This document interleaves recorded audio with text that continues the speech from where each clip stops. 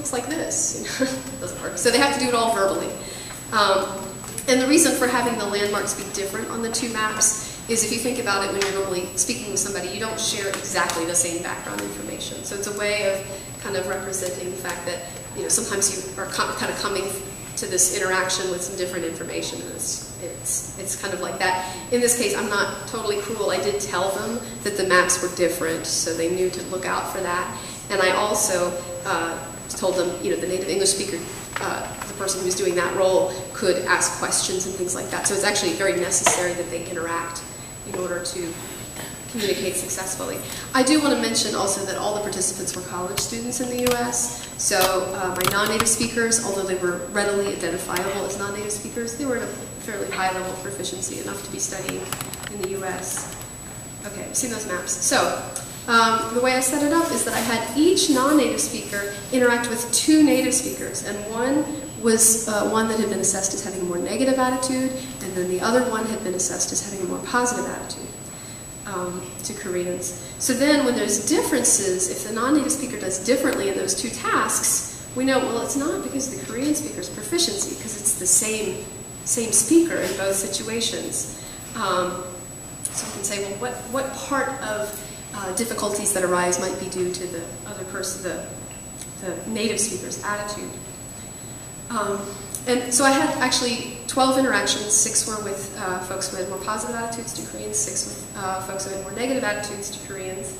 Almost all of them were successful in terms of, you know, the difference between the two maps. So I could compare, here's the map that the native speaker was trying to produce, and then here's what they actually did. What's the, you know, actually measured difference between the two routes. Almost all of them were pretty successful.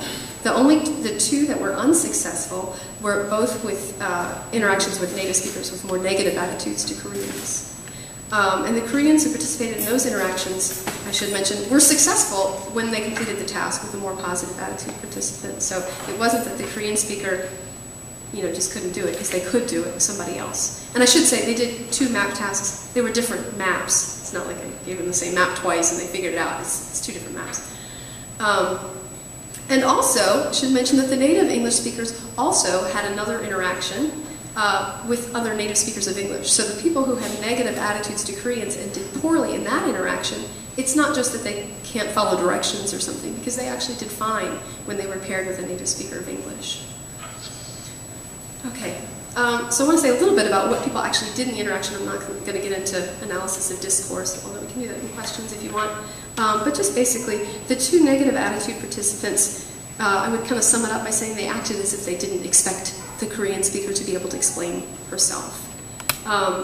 So when they got confusing directions, which they would because the maps were different, when they got something that was a little questionable, they didn't ask questions or volunteer information about their own maps to clarify what was going on. They just kind of do what we might kind of informally call the smile and nod approach.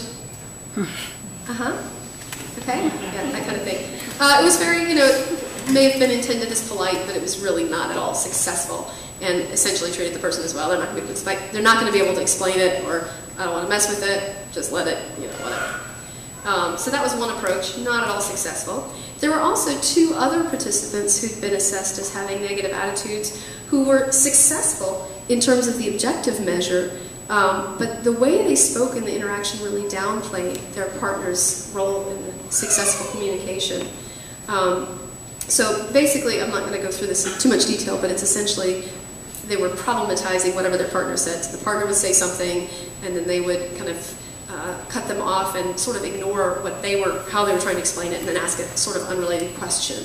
Or they would ask kind of a series of questions without really acknowledging when they understood. So it starts sounding like a cross-examination. There aren't many terms that say, oh, okay, I do this, or something like that. It was all, but wait, is it that? Is it that? Wait, what do you say? You know, it was more like that. So more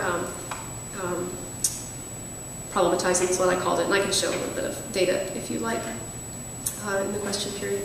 So to sum up this part of the study, 4 out of the 6 negative attitude participants either had interactions that were unsuccessful or that seemed unsuccessful because the native speaker treated much of what their non-native partner said as problematic. So they, you know, looked unsuccessful until you actually see, oh, they succeeded.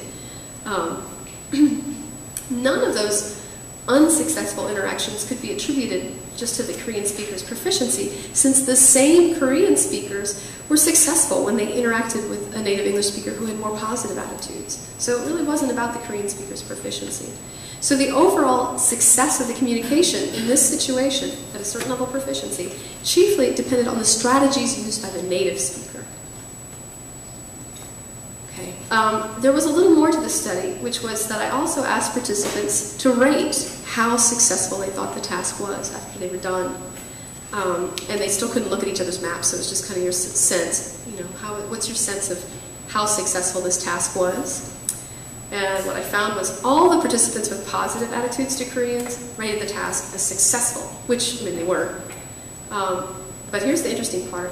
None of the participants who had negative attitudes to Korean rated the task as successful, even though most of them were from any kind of objective measure. So basically, you've got the native speaker's perception of success is also not related to the Korean speaker's proficiency. It's related to their own attitude to Koreans. So I could find that most of the variation that was happening here was all about what the native speaker was doing. So it's kind of interesting. Normally we focus all on what the non-native speakers do, and oh, look how these are different. But actually you can find pretty striking results if you okay, whatever they do, we'll just control for that.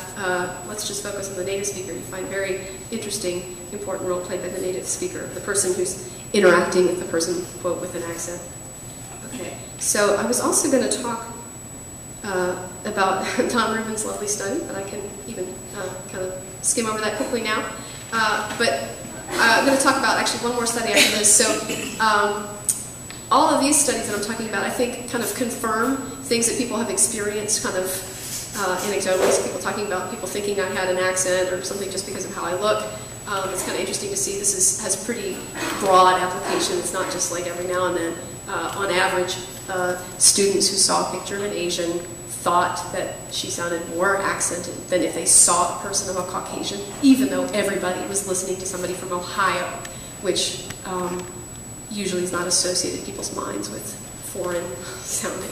So just completely based on how somebody looked, different assessment on their degree of accent.